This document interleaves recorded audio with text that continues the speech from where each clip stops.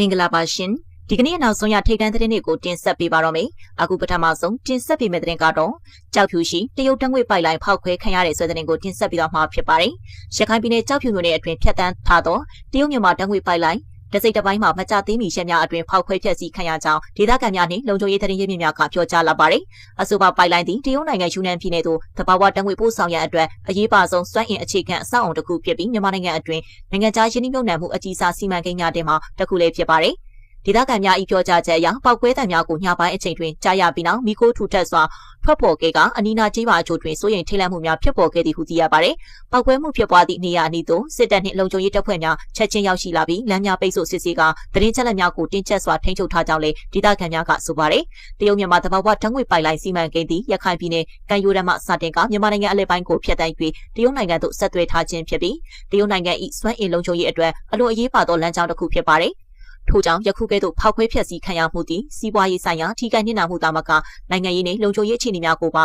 အရေးကြီးစွာတက်ရောက်စေနိုင်ကြောင်းသုံးသပ်သူများကခန့်မှန်းထားကြပါတယ်။အဆိုပါဖြစ်ရတဲ့ပတ်သက်ပြီးတာဝန်ယူကြောင်းတရားဝင်ထုတ်ဖော်ကြေညာထားသည့်အဖွဲ့အစည်းတစ်ခုမှမရှိသေးတော့လေလက်ရှိရခိုင်ပြည်နယ်အတွင်းဖြစ်ပွားနေသောစစ်ရေးတင်းမာမှုများလက်နက်ကိုင်ပဋိပက္ခများနှင့်ဆက်ဆက်နေသည်ဟုဒေသရေးရာသုံးသပ်သူတချို့ကသုံးသပ်ထားကြပါတယ်။တစ်ချိန်တည်းမှာပင်ဒေသခံပြည်သူများကတော့စီမံကိန်းအကြီးစားများကြောင့်မိမိတို့ဘဝလုံခြုံရေးထိခိုက်လာနိုင်ခြင်းကိုစိုးရိမ်နေကြောင်းပြောကြားလာပါတယ်။ယခုဖောက်ခွဲဖျက်ဆီးမှုကြောင့်ဓာတ်ငွေပို့ဆောင်မှုယာယီရပ်တန့်နိုင်ခြေရှိပြီးပြုပြင်ထိန်းသိမ်းရေးလုပ်ငန်းများဆောင်ရွက်ရမည်ဖြစ်သဖြင့်စီးပွားရေးအထိခိုက်မှုများဖြစ်ပေါ်လာနိုင်သည်ဟုလည်းသိရှိရပါတယ်။ထိုကဲ့သို့သောဖြစ်ရပ်များစက်တိုက်ဖြစ်ပွားလာပါကနိုင်ငံခြားယင်းနှိမ့်နှံမှုအပေါ်ယုံကြည်မှုကျဆင်းလာနိုင်ကြောင်းစီးပွားရေးပညာရှင်များကအသိပေးပြောဆိုထားပါတယ်။စူးစီး၍ပြောရလျင်ကြောက်ဖြူရှိတရုတ်တံငွေပိုက်လိုင်းဖောက်ခွဲခံရမှုသည်ဒေသတွင်းစစ်ရေးအခြေအနေနိုင်ငံတကာစွမ်းအင်ရေးရာအကျိုးစီးပွားနှင့်ဒေသခံပြည်သူများ၏လုံခြုံရေးအပေါ်တက်ရောက်မှုကြီးမားသောဖြစ်ရပ်တစ်ခုဖြစ်ပြီးလာမည့်ကာလအတွင်းအခြေအနေမျိုးဆက်လက်ပြောင်းလဲသွားမည်ကိုဤကစွာစောင့်ကြည့်ရန်လိုအပ်နေကြောင်းမြင်တွေ့ရပါတယ်။ဆက်လက်ပြီးမိုးကုတ်မှာအတူရောင်ရွေးကောက်ပွဲကျင်းပနိုင်ဖို့မရှိသေးဘူးဒေသခံများပြောမိုးကုတ်မြို့အရှေ့ပိုင်းမှာ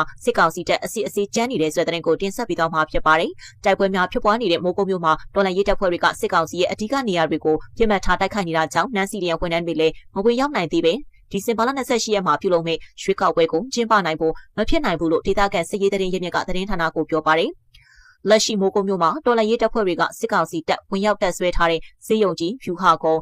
ညောင်သုံးပင်နဲ့မစိုးရိမ်ကြောင်းတို့ကိုဒရုန်းနဲ့အကြိမ်ကြိမ်တိုက်ခိုက်ထားတာကြောင့်နန်းစီရီယံဝန်ထမ်းတွေအနေနဲ့လည်းဝင်ရောက်တာမျိုးမရှိသေးဘူးလို့ဆိုပါတယ်။လောလောဆယ်တော့ရုံးတွေမလဲပတ်နိုင်သေးဘူးဖြစ်နေ။ဒရုန်းတန်ခဏခဏခံလိုက်ရတော့သူတို့ဝန်ထမ်းတွေကိုလည်းအာမမခံနိုင်သေးလို့မလဲပတ်နိုင်သေးတာနေမယ်ဗျာ။ပြည်သူတွေလည်းမပြန်လာရဲကြသေးတော့လာမယ့်ဒီဇင်ဘာ28ရက်မှာလုပ်မယ့်အတူရောင်ရွေးကောက်ပွဲဟာလည်းလုံလာနိုင်အောင်မှာမဟုတ်ဘူးလို့အဆိုပါသတင်းရင်းမြစ်ကပြောဆိုပါတယ်။ဒါပြင်စစ်ကော်မရှင်ဟာမိုးကုတ်မြို့အရှေ့ပိုင်းမှာလည်းစစ်ဆေးမှုတွေဇက်တိုက်ဆိုသလိုလှုံ့ဆော်နေတယ်လို့သိရပါတယ်။အရှေ့ပိုင်းဆိုစစ်တပ်နေရာတွေကမင်းတပ်အထွန်းစေယုံအရှိတရားနှစ်စင်းတာထောင်နာမီးပွိုင်နာပြအဲ့ဒီနေရာတွေကသူတို့စစ်ချင်တဲ့နေရာတနေရာမှာစစ်တာပြလို့သူကဆက်ပြောပါတယ်။ဒါကြောင့်ပြည်သူတွေဟာလည်းအဆိုပါနေရာတွေကိုတနိုင်တလောက်ရှောင်ရှားပြီးတွာလာကြပါလို့ဆိုပါတယ်။မိုးကုတ်မြို့မှာပြည်သူတွေဟာတွင်ထွက်ကြောက်တွေဖြစ်တဲ့ဗဒံများနီလာစတဲ့ကြောက်တူးပေါ်ရောင်းဝယ်ရေးအလုပ်ကိုအဓိကလုပ်ကိုင်နေကြတာဖြစ်ပြီးလက်ရှိမှာစစ်ကောင်စီကတနိုင်တပိုင်တူးဖော်နေတဲ့ပြည်သူတွေကိုပါတအူးကို9သိန်းလုံးနဲ့ကောက်ခံနေတယ်လို့သိရပါတယ်။လက်ရှိမိုးကုတ်မြို့မှာကံရိုးတန်းဖုံးလို့ခေါ်တဲ့ MEC CDMA ကတ်တွေသာသုံးလို့ရနေပြီးလမ်းပန်းဆက်သွယ်ရေးမှာလည်းမန္တလေးမိုးကုတ်ကားကမှလူတအူးကို2သိန်းခွဲခန့်ကျတင်နေတယ်လို့သိရပါတယ်။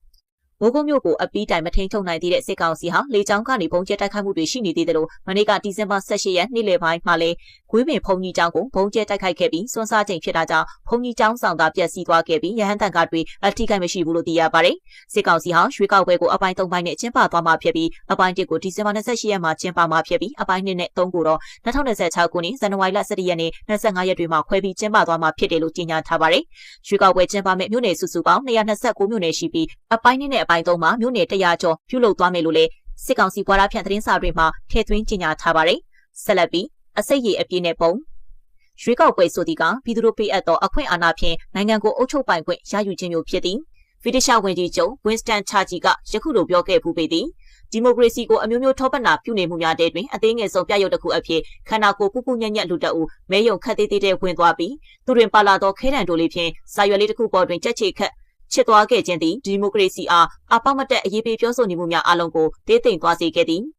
ဆိုလိုသည်ကလူတစ်ယောက်သည်ထိုခဲတံတိုလေးဖြင့်ချစ်ပေးလိုက်ခြင်းသည်မိမိနှင့်မိမိတိုင်းပြည်၏ကံကြမ္မာကိုပြောင်းလဲပေးပါရန်အခွင့်အာဏာအနှင်းလိုက်ခြင်းသာဖြစ်သည်ထို့သောအခွင့်အာဏာမျိုးကိုစေအုပ်စုနှင့်၎င်းတို့၏လက်ဝဲခံများအားတကယ်တမ်းယုံယုံကြည်ကြည်နှင့်အနှင်းရဲသူရှိပါမည်လား၎င်းတို့အားထောက်ခံနေသူများတွင်လည်းထို့သောယုံကြည်ရဲသူရှိမည်မဟုတ် ငါတို့ထောက်ခံနေတဲ့စစ်တပ်ကလောက်တာဟုတ်သည်ဖြစ်စေမဟုတ်သည်ဖြစ်စေထောက်ခံရမည်ဟုသောခံယူချက်မျိုးသာရှိသည်ငါတို့9နှစ်သက်တမ်းအတွင်းတိုင်းပြည်အခြေအနေသည်ဆိုးရွားသည့်ထက်ဆိုးရွားလာနေပြီးလူထုသည်လည်းတရားဗလက်ဘွားနှင့်ကုံယုံခါစီခံနေကြရချိန်တွင်ခရီးကဲ့သို့လူမျိုးများအားနိုင်ငံရေးတကူအာဏာအနှင်းခိုင်းပြီးစိုက်ပြီးအုပ်ချုပ်ရန်ရွေးချယ်ကြဟုမေဘုံထောင်ချပြလာခြင်းထက်အခြားအဖေသူများယူဆ၍ရပေအောင်မည်နီ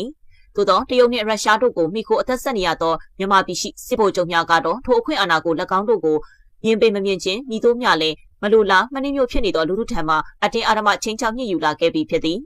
ရွှေကောက်ပွဲအားအမျိုးသားပြည်လည်ရင်ကြားစစ်ရေးစီ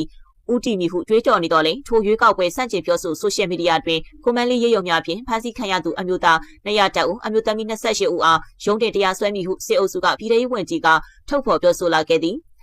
ဤတို့များမပြောပလောက်သည့်ဝေဖန်မှုမျိုးကိုပင်လက်မခံနိုင်ဖြစ်နေကြသည်ကိုကြည်ချင်းအပြင်ညီများအထိဆိုရင်ထိတ်လန့်နေကြသည်ဆိုသည်ကသိတာနေသည်နေအောင်လိုက်ဦးဆောင်သောစစ်အုပ်စုသည်အာရှတွင်ကမ္ဘောဒီးယားရှိပိုပေါ့ဤခမာနီအဖွဲ့၏အကြမ်းဖက်အုပ်ချုပ်မှုမျိုးကိုအမိလိုက်နိုင်သူများဖြစ်သည်ဟုအားလုံးကအမှတ်ပြ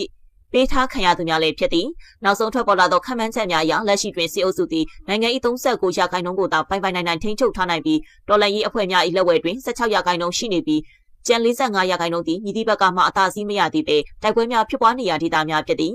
သို့သောလက်ရှိတွင်မြောက်လိုက်သည့်တိုင်းနယ်ပြည်နယ်14ခုရှိသည့်အနက်သွားလို့ရနေသည်က6ခုသာရှိတော့သည်ထို6ခုဆိုသည်ကပြည်နယ်တိုင်းမြို့တော်ကွက်ကွက်လေးများသာဖြစ်နေသည်၎င်းတို့အာဏာသိမ်းပြီးနောက်တွင်တိုင်းပြည်လူဦးရေ၏ထက်ဝက်ခန့်သည်ဆင်းရဲကြက်တဲစွာနေထိုင်နေကြရပြီးသုံးပုံတစ်ပုံခန့်သည်ဝမ်းဝအောင်ပင်စားတောက်နိုင်ခြင်းမရှိကြတော့ပြည်ပကိုကြည့်မီဆိုပါကလည်းအွန်လိုင်းငွေလိမ်ခိုင်းများမှုတို့ပေါက်နေပြီးနိုင်ငံပေါင်း193နိုင်ငံအနက်သုံးပုံတစ်ပုံခန့်ရှိနိုင်ငံသားများ၏စုဆောင်းငွေများစုစုပေါင်းဒေါ်လာဘီလီယံများစွာလိမ့်လည်ခံခဲ့ရသည်အိန္ဒိချင်းနိုင်ငံများသည်လည်းဝင်ရောက်ခုလုံလာကြသောဒုက္ခသည်များတန်းချီ၍လက်ခံခဲ့ကြသည့်အပြင်မူရစ်စေဝါများလည်းစီးဝင်လာနေသည့်တန်ကိုခံနေကြရပြီးဖြစ်သည်၎င်းတို့ကိုယ်တိုင်ပင်ပြည်တွင်းတွင်သွားကျင်တိုင်းသွားခွင့်မရဖြစ်နေချိန်တွင်အတင်းအကျပ်လှုပ်လာသည့်ရွှေကောက်ပွဲသည်က၎င်းတို့ပြောသလိုပြုပြင်ပြောင်းလဲရေးအမျိုးသားရင်ကြားစစ်ရေးများဖြစ်လာမည်မဟုတ်တော့လေတစ်ဖက်တွင်တော်လှန်ရေးအဖွဲ့များကိုမူစီးလုံးညီညွတ်အောင်ရင်ကြားစစ်လာအောင်ဖန်တီးပေးနိုင်ခဲ့ပြီးဖြစ်သည်ဤကဲ့သို့သောညီညွတ်မှုကြောင့်၎င်းတို့အနေဖြင့်မိမိတို့၏အင်အားချိန်ခွင်ရှာမှမျှဖြစ်လာနေသောစစ်စင်ရေးဖြူဟာများကိုလိုအပ်တယ်လို့ပြောင်းလဲခြင်းသုံးနိုင်ပြီဖြစ်ပြီးထိုမှတစဉ်မိမိတို့တွင်ရှိသည့်အရင်အမြင့်များစီမံခန့်ခွဲမှုများနှင့်စစ်စင်ရေးစွမ်းဆောင်ရည်များကိုပုံမကောင်းမွန်လာစေမည်ဖြစ်သည်ရလက်အနေဖြင့်စစ်ကောင်စီထံမှမဟာဗျူဟာကျသောနေမီအချို့ကိုသိမ်းပိုက်ရရှိနိုင်ပြီးပရိပခါ၏အလဲပြောင်းကိုဖန်တီးနိုင်ပြီးအလားအလာရှိသည်တိုင်းသားတပ်များနှင့်ပူးပေါင်းဖွဲ့စည်းလာသောမဟာမိတ်တပ်ပေါင်းစုကြီးထွက်ပေါ်လာခဲ့သည့်အပြင်ပြည်သူ့ကာကွယ်ရေးတပ်များသည်လည်းဩဂုတ်လနောက်ဆုံးပတ်3ရက်တွင်ကျင်းပခဲ့သည့်တပ်မှုကြီးများညီလာခံမှတပြည်လုံးအတိုင်းအတာနှင့်ကိုကဲမှုတစ်ခုတည်းအောက်တွင်စုစည်းလာနိုင်ခဲ့ပြီးအမျိုးသားကာကွယ်ရေးမဟာဗျူဟာကိုချမှတ်နိုင်ခဲ့သည်ဟုသိရသည်ထို့အတွက်စစ်အုပ်စုသည်အာရကတပ်တော်အပါအဝင်နောက်ထပ်အင်အားတောင့်တင်းလာနေပြီဖြစ်သည်အဖွဲ့ကြီးနှစ်ပွဲကချင်နှင့်ကရင်တော်လှန်ရေးတပ်များနှင့်ပါရင်ဆိုင်ကြရတော့မည်ဖြစ်သည်တိုင်းပြည်သည်၎င်းတို့လက်ဝဲတွင်ရှိနေသည်များနေစဉ်နှင့်အမျှညီများအထိဆုံးရှုံးနေတာလာနေသည်ကိုထမင်းစားကြည့်သူမှန်သမျှသိနေကြပြီး၎င်းတို့ကိုယ်၌လည်းရိတ်စားမိလာနေပြီးထိုအနေထားမှလွတ်မြောက်ညာတိုင်းပြည်နိုင်ငံရေးဘဝနှင့်ဆိုးရွားလာနေသောအခြေအနေကိုမိတို့များပြောင်းလဲပေးနိုင်စွမ်းမရှိမှတည်တည်ကြီးနှင့်တိုင်းပြည်ဗန္နာငွေများကိုဖြုံတီကရွေးကောက်ပွဲလုပ်နေခြင်းများသာဖြစ်သည်မိမိတို့ရင်သွေးများကိုအိမ်ထဲမှဆွဲထုတ်ကတင်မင်းကတွင်ဝါသို့ပို့ဆောင်ပေးနေသူများအားစိတ်၍အုပ်ချုပ်ပါဒီတိုင်းပဲစိတ်၍လုပ်ကြပါဟုအာဏာအပ်နှင်းရဖို့ဖြစ်လာနေသည်ကညီမျှရင်နာပွဲကောင်းလာပေမည်နီပြည်သူအားဖြင့်တရားတော်စစ်မုတ်ချအောင်ရမည်